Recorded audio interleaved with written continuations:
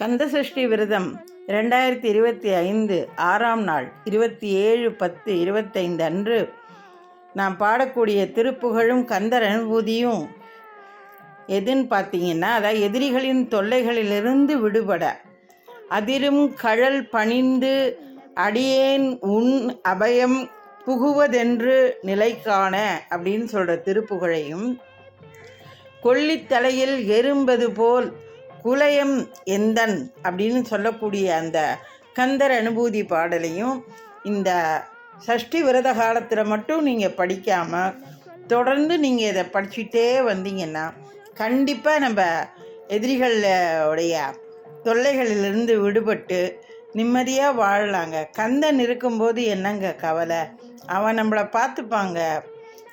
அதனால் நம்பிக்கையோடு விடாமல் இதை தொடர்ந்து படிங்க. அப்புறம் பாருங்கள் என்ன நடக்குதுன்னு.